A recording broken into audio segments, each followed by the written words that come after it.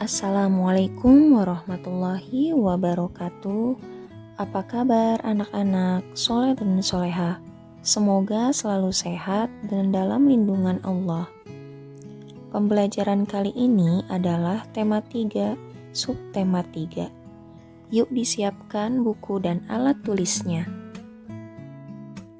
Materi yang akan kita pelajari hari ini tentang perubahan wujud benda seperti mencair, membeku, menguap, mengembun, dan menyublim, mengidentifikasi satuan berat baku, dan peran-peran yang ada di sekolah. Kegiatan yang pertama adalah mengidentifikasi perubahan wujud benda yaitu mencair pada halaman 117 sampai dengan 118. Pada pembelajaran sebelumnya, kalian telah mempelajari wujud benda. Ada 3 wujud benda, yaitu padat, cair, dan gas. Sifat ketiga wujud benda itu tidak sama. Wujud benda dapat berubah. Perubahan itu dapat terjadi jika benda dipanaskan atau didinginkan. Perubahan wujud benda juga dapat terjadi karena diletakkan di tempat terbuka. Perubahan wujud benda di alam menjadi bukti kebesaran Tuhan. Perubahan wujud apa sajakah yang dapat terjadi? Bacalah teks berikut dengan seksama. Setelah berolahraga, Ana merasa haus. Ana mengajak teman-teman membeli es krim. Mereka segera menikmati es krim. Sambil menikmati lezatnya es krim, mereka bercerita tentang pengalamannya selama berolahraga. Mereka sangat asyik hingga lupa dengan es krim yang telah dibelinya. Akibatnya, es krim itu mencair. Mengapa es krim dapat berubah menjadi cair? Wujud padat menjadi cair banyak terjadi dalam kehidupan sehari-hari. Coba letakkan es batu di tempat terbuka. Es batu itu tentu akan berubah menjadi air, bukan? Begitu juga yang akan terjadi saat kalian memegang coklat. Coklat itu akan meleleh. Mengapa dapat terjadi demikian? Coklat meleleh karena menerima panas dari tangan kalian. Perubahan wujud padat menjadi cair disebut mencair, meleleh, atau melebur. Kegiatan selanjutnya adalah mengidentifikasi perubahan wujud benda yaitu membeku. Pada halaman 127 sampai dengan 129. Kalian tentu pernah menikmati es krim, bukan? Ada berbagai rasa es krim. Es krim terasa segar jika dinikmati pada saat cuaca panas. Bagaimanakah cara membuat es krim? Untuk langkah kegiatannya, kalian bisa membacanya pada buku tematik kalian. Pada pembuatan es krim, terjadi perubahan wujud benda. Pernahkah kalian menyimpan kantong plastik berisi air di lemari pembeku? Beberapa jam kemudian, air tentu akan berubah menjadi es, bukan? Jika ikatan plastik itu kalian buka, es tidak tumpah. Hal itu terjadi karena wujud air yang cair telah menjadi padat. Perubahan wujud dari cair menjadi padat disebut membeku. Kegiatan selanjutnya adalah mengidentifikasi perubahan wujud benda yaitu menguap pada halaman 134 sampai dengan 135. Apakah kalian pernah mencuci baju sendiri atau membantu ibu mencuci baju?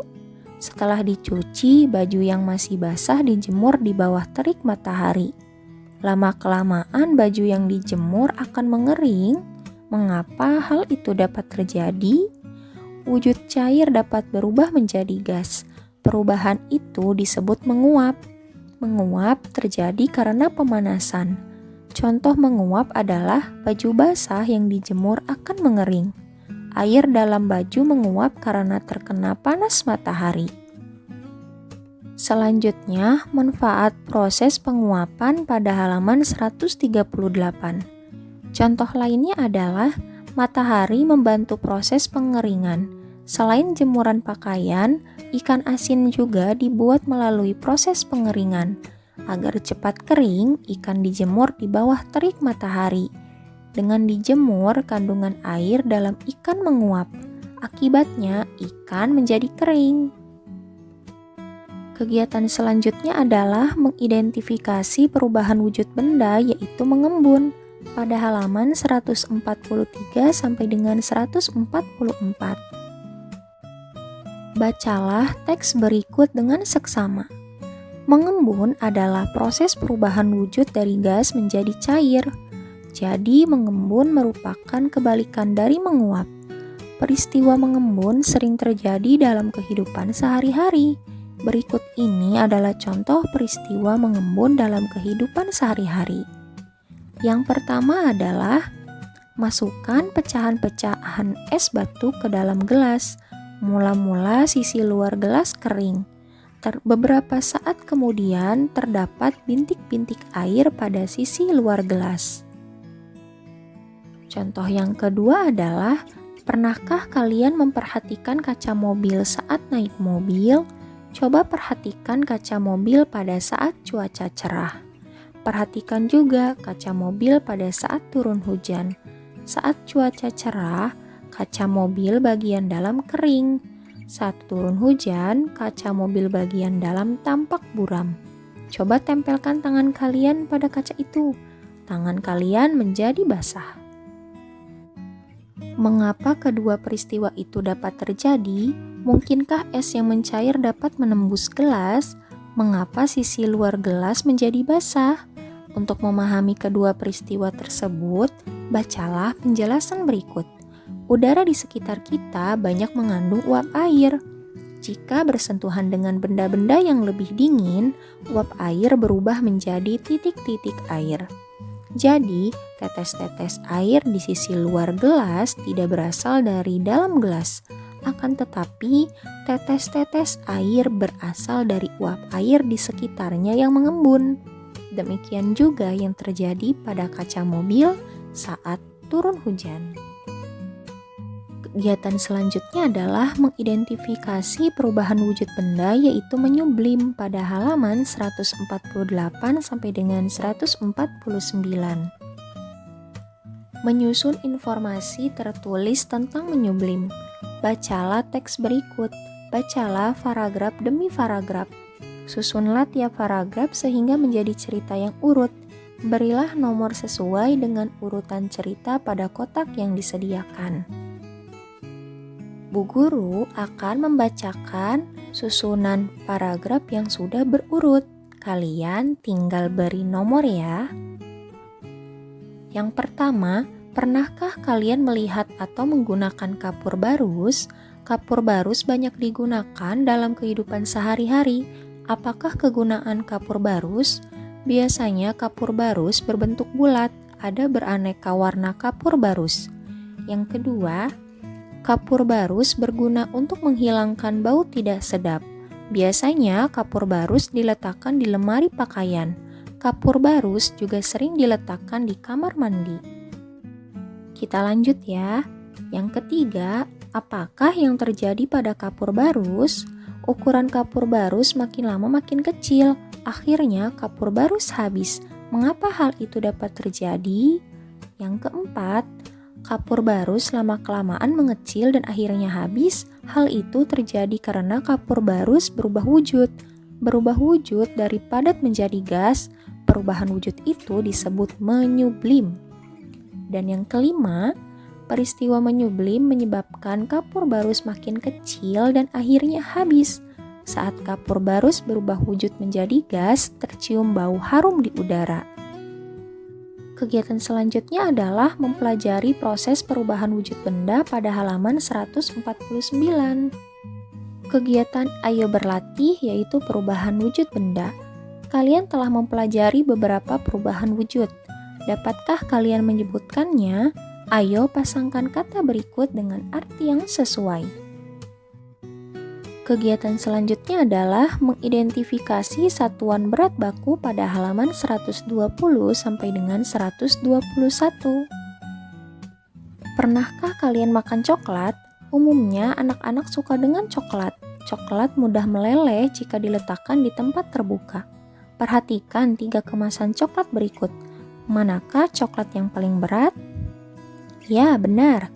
Coklat yang ketiga, yaitu beratnya 150 gram. Ana akan berulang tahun. Ia ingin mengundang teman-temannya.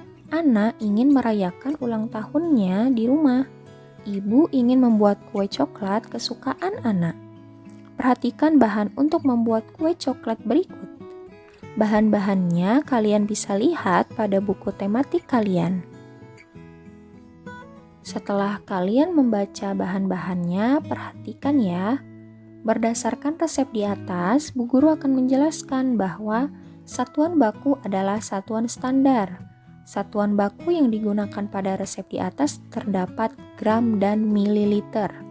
Lalu, pada resep di atas pun menggunakan satuan tidak baku, seperti butir dan 1 sendok teh.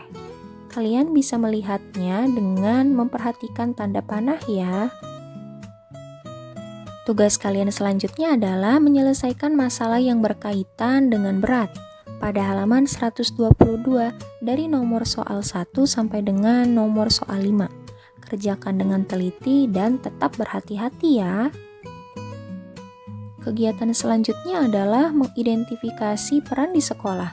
Pada halaman 130 sampai dengan 131. Mengidentifikasi peran di sekolah. Perhatikan struktur organisasi sekolah yang ada pada buku tematik kalian. Adakah pembagian tugas dalam kelompok kalian?